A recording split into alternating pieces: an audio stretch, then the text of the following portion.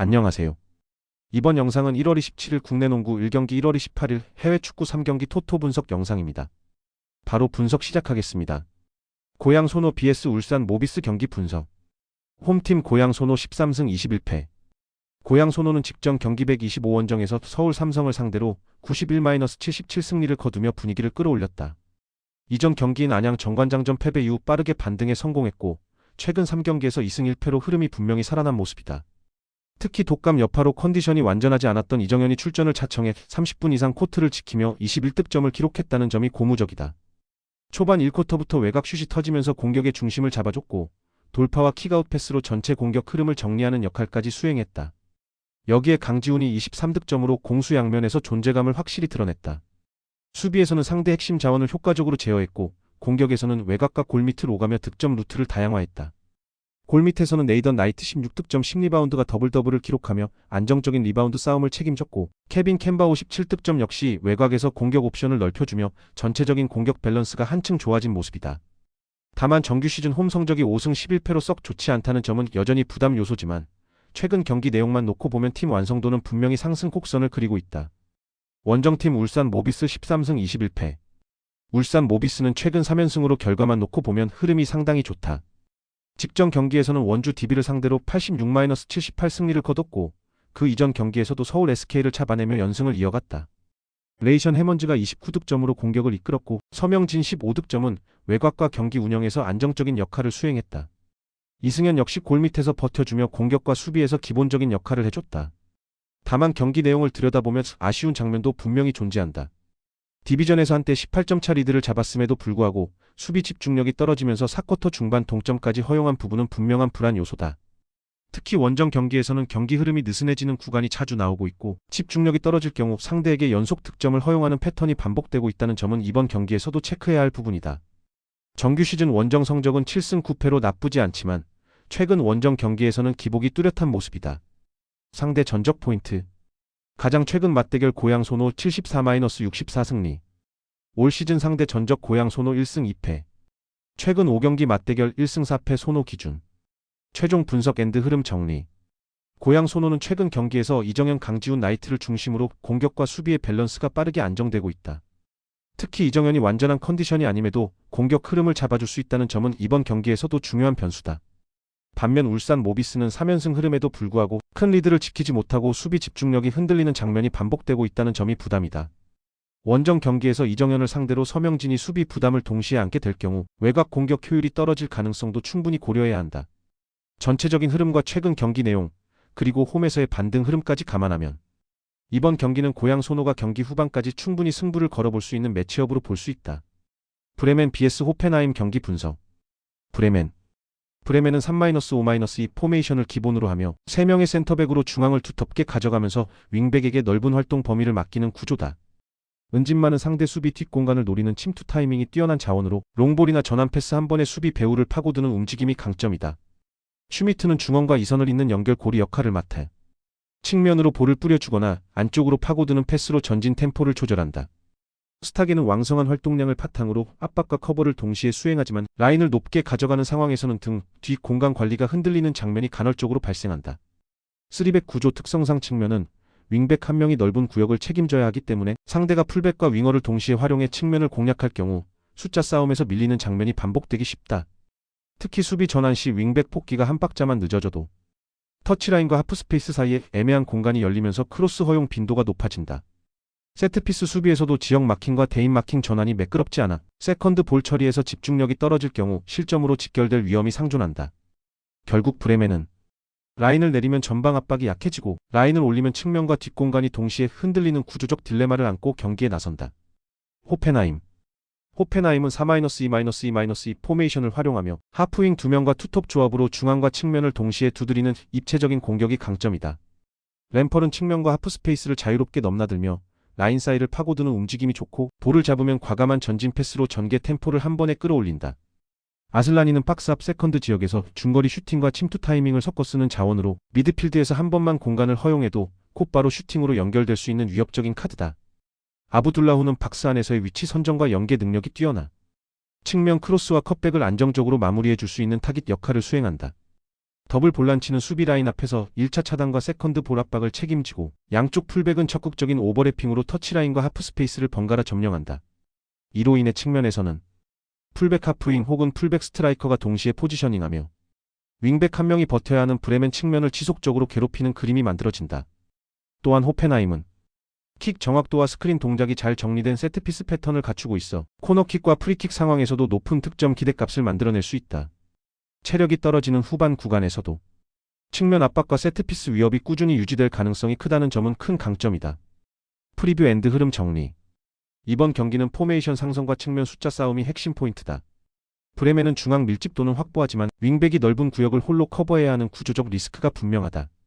은진마의 뒷공간 침투와 슈미트의 전진 패스가 맞물리면 순간적으로 호펜하임 수비를 찌를 수는 있지만 이를 위해 라인을 유지할수록 측면과 하프 스페이스 노출은 커진다. 스타게가 중원에서 압박을 유지하더라도 한번 탈압박을 허용하는 순간 브레멘 수비 블록은 세로 간격이 벌어지고 그 사이를 파고드는 호펜하임 하프윙의 움직임을 따라가기 어려워진다. 반면 호펜하임은 4-2-2-2 구조를 통해 풀백과 하프윙이 동시에 측면을 점령하며 윙백 한 명이 버티는 브레멘의 약점을 지속적으로 찌를 수 있는 전술적 베이스를 갖추고 있다.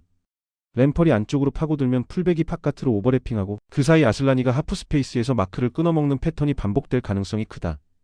여기에 아브둘라후가 박스 안타깃 역할을 수행하면 크로스와 컷백 중 어느 쪽도 방치하기 어려운 상황이 만들어진다. 세트피스 국면에서도 브레멘이 세컨드 볼 정리에 약한 편이라는 점을 고려하면 리바운드 상황에서의 실점 리스크 역시 작지 않다. 경기 초반에는 브레멘이 홈 분위기를 앞세워 압박을 시도하겠지만 시간이 지날수록 측면 숫자 싸움에서 밀리는 장면이 늘어날 가능성이 높다. 전술적 상성, 측면 수적 우위, 세트피스 완성도까지 종합하면 후반으로 갈수록 흐름은 호펜하임 쪽으로 서서히 기울 가능성이 더 크다. 상파울리 vs 라이프치 경기 분석. 상파울리는 3-4-1-2 포메이션을 기반으로 운영되며 마티아스 페레이라 라게가 이선에서 공을 오래 소유하며 템포를 조절하려는 성향이 강한 팀이다. 다만 라게의 판단 속도가 한 박자씩 늦어지는 경향이 있어 공격 전환 시 결정적인 타이밍에서 볼을 한 번 더 끌며 상대 수비가 라인을 재정비할 시간을 자주 허용한다. 3백 중앙에 위치한 아운톤지는 제공권과 대인 방어에서는 안정적이지만 측면으로 끌려나갔을 때 폭기 속도가 늦어 하프 스페이스 뒷공간이 노출되는 장면이 반복된다. 어비는 박스 투 박스 유형으로 중원 전반을 왕복하지만 최근 일정 누적으로 인해 후반으로 갈수록 압박 강도가 눈에 띄게 떨어지는 흐름이다. 중원 미드필더들의 스위칭 속도 역시 매끄럽지 못해 공격 방향을 빠르게 바꿔야 할 시점마다 전개가 지연되고 이로 인해 전방에서 수적 우위를 만들 기회를 놓치는 장면이 많다. 윙백들이 전진했을 때 레스트 디펜스 정리가 깔끔하지 않아 하프 스페이스와 측면 뒷공간이 동시에 비는 시간이 길어지는 점도 불안 요소다. 전진 압박이 한번 끊기면 미드필드와 수비 라인 간격이 급격히 벌어지고 세컨볼 경합에서도 한 박자 늦는 반응이 반복된다. 세트피스 수비에서도 마킹 전환과 이선 침투 커버가 동시에 이루어지지 않아 리바운드 볼 상황에서 실점 위기를 자주 허용하는 흐름이다. 종합하면 상파울리는 공격 전개와 수비 조직 모두에서 리듬이 한 박자씩 늦고 90분 동안 압박 강도와 라인 간격을 일정하게 유지하는 데 어려움을 겪고 있다. 라이프치히는 4-3-3 포메이션을 기반으로 전방부터 강도 높은 통합 압박을 가하며 라인 간격을 촘촘히 유지하는 팀이다. 카르도주는 후방에서 전방으로 찔러 넣는 수직 패스 능력이 뛰어나 중앙과 측면을 번갈아 사용하며 공격 전개의 방향 전환 리듬을 만들어준다. 바움가르트너는 이선에서 템포를 주도하는 핵심 자원으로 하프 스페이스로 스며들며 박스 근처에서 직접 마무리까지 가져갈 수 있는 선수다. 최근에는 공을 잡는 순간 원터치 혹은 투터치로 빠르게 방향을 바꾸며 상대 수비 블록이 정렬되기 전에 뒷공간을 공략하는 장면이 자주 연출되고 있다. 하더는 페널티 박스 인근에서 인프런트 킥 정확도가 뛰어난 자원으로 세밀한 궤적과 회전을 활용해 골키퍼 시야를 가르는 프리킥을 구사한다.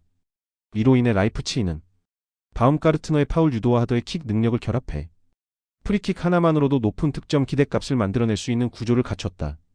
양 측면 윙어들은 안쪽으로 좁혀 들어와 슈팅 각을 만들고 풀백들은 외곽을 넓혀 수비 폭을 벌리며 선택지를 늘린다. 무엇보다 라이프치히는 전환 속도를 끌어올린 뒤에도 레스트 디펜스를 안정적으로 유지해 역습 상황에서도 수적 우위를 바탕으로 빠르게 위기를 봉합할 수 있는 밸런스를 보여준다. 프리뷰 앤드 경기 흐름. 이 경기는 상파울리의 느린 방향 전환과 라이프치히의 빠른 템포 조절이 정면으로 맞붙는 구도다. 상파울리는 미드필더들이 공을 오래 끌며 전환 타이밍을 놓치는 장면이 많고 그 사이 상대 수비가 블록을 완성해 중앙과 측면이 동시에 막히는 흐름이 반복되고 있다. 3-4-1-2의 장점인 중앙 숫자 우위를 살리지 못한 채 전개가 정체되는 장면이 드러나는 이유다. 반면 라이프치히는 바움가르트너를 축으로 전개 속도를 끌어올리고 카르도주의 전방 지향적인 패스를 통해 상파울리의 중원 압박을 단번에 뛰어넘으려 한다. 바움가르트너가 중앙과 측면을 오가며 방향 전환 타이밍을 앞당기면 상파울리 수비 라인은 전후반 내내 간격을 일정하게 유지하지 못하고 조금씩 벌어질 가능성이 크다. 상파울리가 윙백을 전진시키는 순간마다 라이프치히의 측면 역습 루트가 열리며 전환 속도 싸움에서 밀리는 쪽은 빠르게 라인이 무너질 수밖에 없다. 특히 상파울리는 세트피스 수비에서 세컨볼 정리 단계의 조직력이 떨어지는 편이라 리바운드 상황에서 반복적인 실점 위기를 노출하고 있다. 라이프치히는 이를 정확히 겨냥해 바움가르트너가 파이널 서드에서 파울을 유도하고 하더가 직접 프리킥으로 골문을 두드리는 장면을 여러 차례 만들어낼 수 있다. 페널티 박스 근처 프리킥 한두 번만으로도 상파울리 수비 집중력이 흔들릴 가능성이 높고 추가 슈팅 찬스로 이어질 여지도 충분하다. 경기 흐름이 라이프치히 쪽으로 기울 경우 상파울리는 라인을 올리기도 내려앉기도 애매한 위치에 갇히며 더 큰 공간을 내주는 악순환에 빠질 가능성이 높다.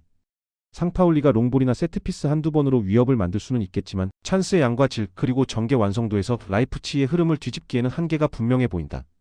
결국 이 경기는 방향 전환 속도와 전환 시퀀스를 주도하는 팀, 즉 템포를 지배하는 쪽이 승부를 가져갈 가능성이 높은 매치업이다.